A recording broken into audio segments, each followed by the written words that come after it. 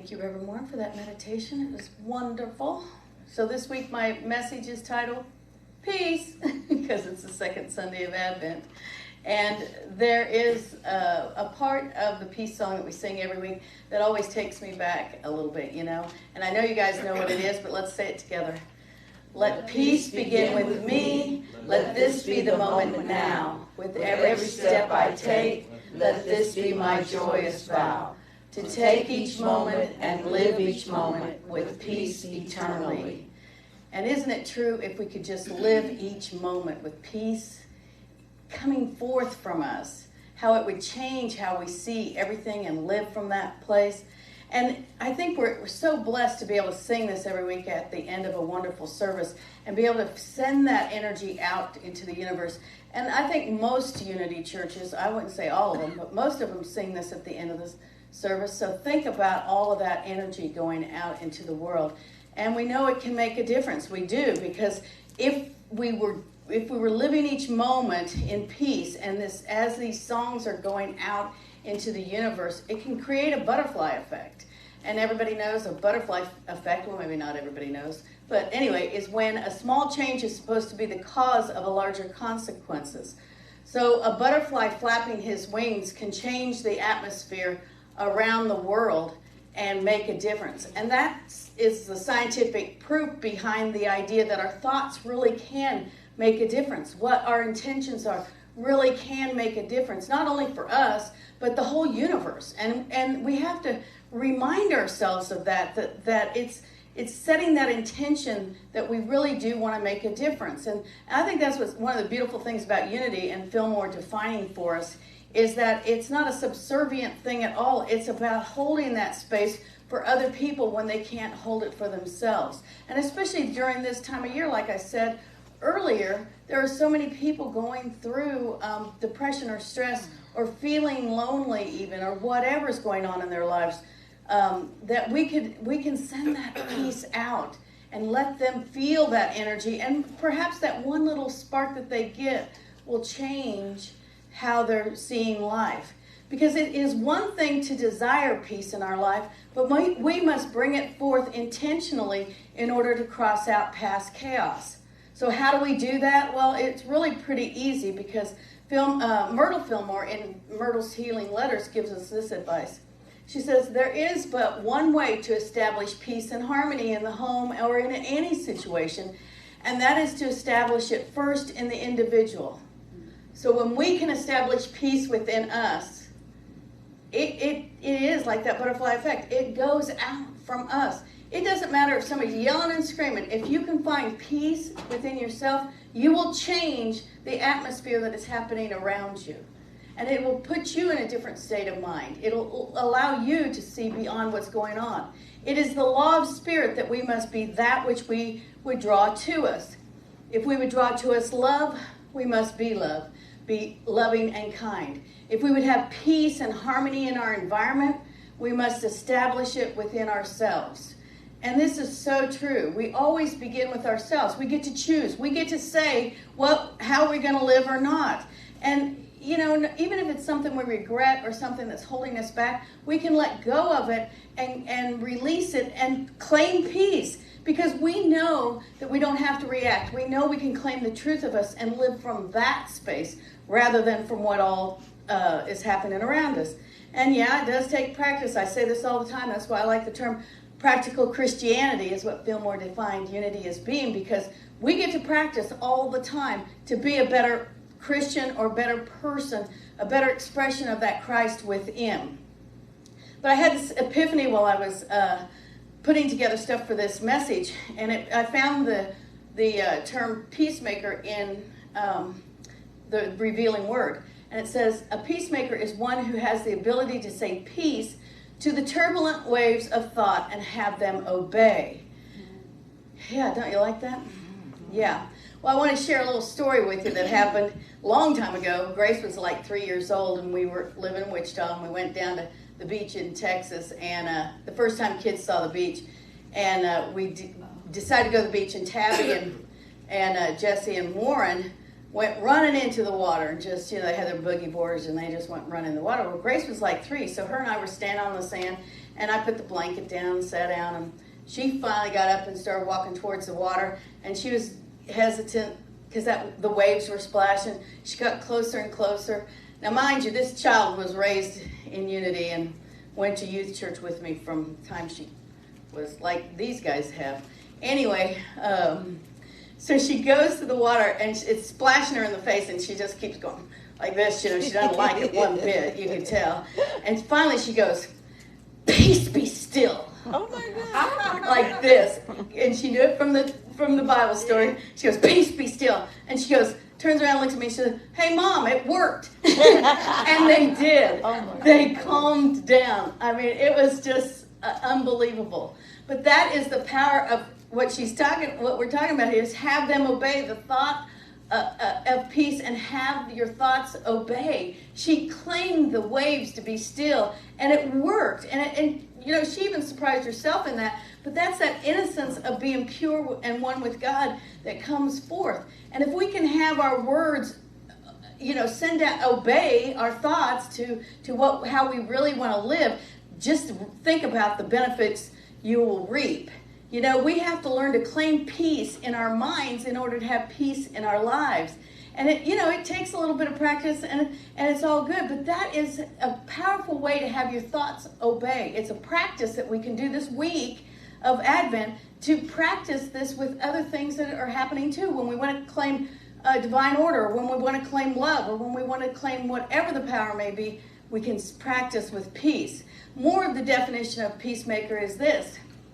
A peacemaker is, I started to say pacemaker.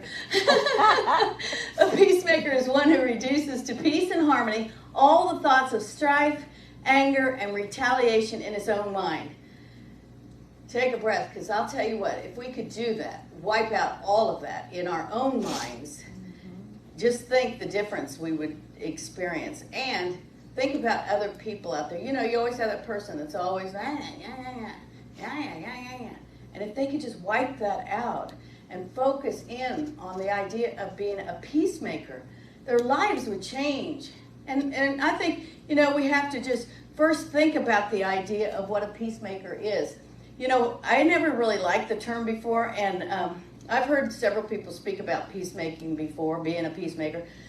I never really got into their message or what they were trying to say, and I just thought, well, gosh, I just have to claim peace.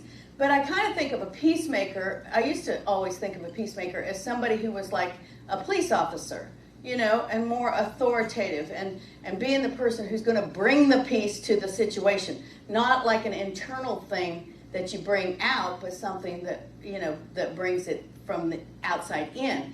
And, you know, I love and appreciate our law of enforcement all over, and I think it's great. Although, just think, if our humanity could live as being peacemakers and finding peace within ourselves, we wouldn't need police, would we? Because everybody would be living from that idea that we respect each other, that we come from that place of seeing the Christ within each other. It would change everything.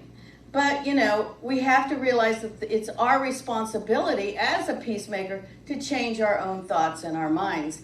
And it's hidden within us. It is hidden within us. All of this is hidden within us, and sometimes we don't even know it. I went years not thinking of the term peacemaker, you know, that I was a peacemaker, let's say.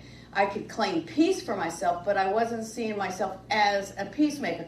Although in a family of 10 kids, I'll tell you what, I was the peacemaker in that family. I was smack in the middle, so everybody came to me, you know, to solve everybody else's problems or bring people together or have my parents not be mad at them anymore. All this crazy stuff, and I did that for years. And it's exhausting, and it's tiresome. I think that's probably why I was turned off by it. But once you learn that you don't have to always fix everything for everybody, that you set the boundaries, that you hold the peace, but you don't have to make the peace happen for somebody else, because it won't happen, will it? It just won't happen. They have to take responsibility for themselves. But activating that peace and harmony is important in our lives. And we have to claim that we are going to do this. And can we do this? Yes, we can. Can we know that we have the power to have peace all the time? Yes, definitely. And guess where it is found? In our own consciousness. It's within our own consciousness. The revealing word says this: Peace, harmony, and tranquility derived from awareness of the Christ consciousness. So we talk a lot in Unity about consciousness and about Christ consciousness, Christ within us. But we have to also bring that forth for us. We can't just talk about it. We have to be that which we are claiming. We have to bring it forth. And thinking about peace is kind of like that, that song. I used that last year, but like peace like a river. If we can think about flowing smoothly with peace, it can change, God bless you, change how we see. And our consciousness is the point of our existence. It's our base point for our connection with God. And so if we tap into that idea of our Christ consciousness, then we're tapping into God. It's another way to open that pathway that brings mutual energy back and forth. And we need to think about that and do that. These are some things we can do to help us. We can affirm peace. And we can claim, say it with me, peace be still. This aligns our thoughts with the Christ consciousness pathway, harmonizes every thought, stabilizes our entire body to wholeness, and relaxes any chaos in our minds. Believe it or not, those 3 words, peace be still. Thank you for the clip art cat. She sent that to me in the beginning of the summer or something. I don't know. But it worked out perfect for today. Anyway, though, it does. It's amazing what 3 little words can do. Peace be still. Can you feel it in your body when you say that? Let's say it one more time. Peace be still. So we take those moments and we live each moment in peace and we move through. This is another definition from the Revealing Word. The ability to say peace to thoughts and have them obey entitles man to sonship of the Most High. This is the continued definition. And, he already had said in Peacemaker to have your thoughts obey. But he says entitles man to sonship of the Most High. Now, don't look at whether it's sonship or man. It's all people. And I like to think of it as, in the old term is sonship, but I like to think of it as a child of God. We are all children of God. We claim that every week. I am a child of God. And claiming that automatically aligns our consciousness with God, with where we need to be. And it's through free will that we get to have the choices of whether we choose peace or not. No matter what's happening, we get to choose. What feels better. It feels better to claim peace, doesn't it? Yeah. I know that's what I want to claim. I want to claim peace. I don't want to choose the chaos. I want to be that peacemaker and be that expression of peace.